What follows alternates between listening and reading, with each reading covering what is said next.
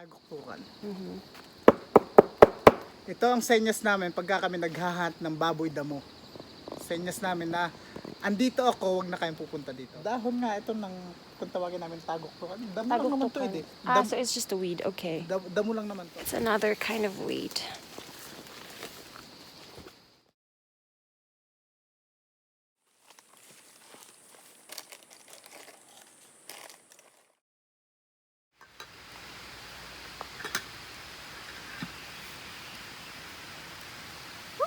Nice.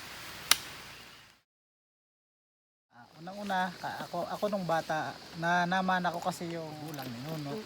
Aking mga magulang, hunter ng mga ibon, yung mga hayop dito sa gubat. Ayun din ang amin nakaugalian. Binabaril namin yung tinitirador namin. Yung itlog, nangungulekta ako ng itlog. Meron nga, nakukolekta ko sa isang araw, merong 80, 100 piraso. Niluluto namin. Niluluto. Kinakain lang. Yun lang. Dumating ito si Sir Dion, 2006 o 2008. Medyo nabago ang aming pananaw sa buhay. Protektahan na namin itong gubat. Sabi niya, huwag niyong pakialaman ang mga laman dito sa loob ng gubat. Kailangan natin protektahan. 2012 o 2013, nag-umpisa ako. Hanggang sa ngayon, protector na ako. Hindi na ako gumagalaw ng ibon. Ako na nangangalaga ng ibon dito. Yung kasing katulad ng tariktik, yung hornbill. So, kumuha yan ng prutas, nilulimod niya. Ilalabas niya, buto na lang. Dito rin yan ilalabas sa ano. Kung saan siya pumunta, doon niya ikakalat yung ano. Yun. Ang ibon dito sa amin, sa aking nabilang, yung tiga rito, hindi pa kasama yung mga migratory, nasa 80 plus 80 plus.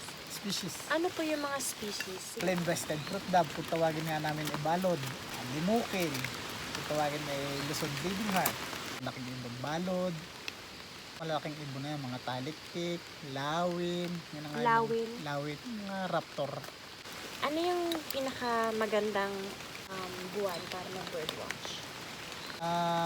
Summer season. Summer. Kasi pagka yung season na ganito, lagi ang ulan kaysa sa init.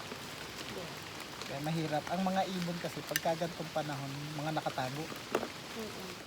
Meron akong tinatawag dito na magical tree.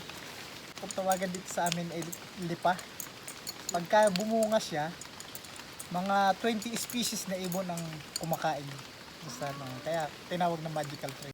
Aking plato, taguktukan. Okay na. Okay na. Kasi para malaman ng kabataan kung gaano ang kahalagahan ng kalikasan.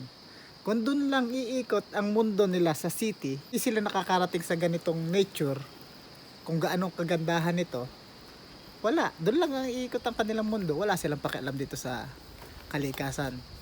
Nararanasan mo kung ano ang iyong inaamoy na hangin dito.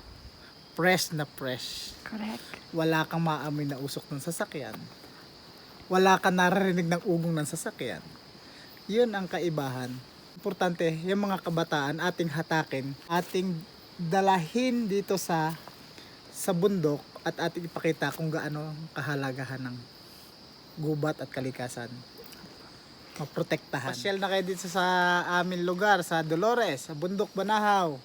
Papakita namin sa inyo kung gaano ang kagandahan nitong kalikasan.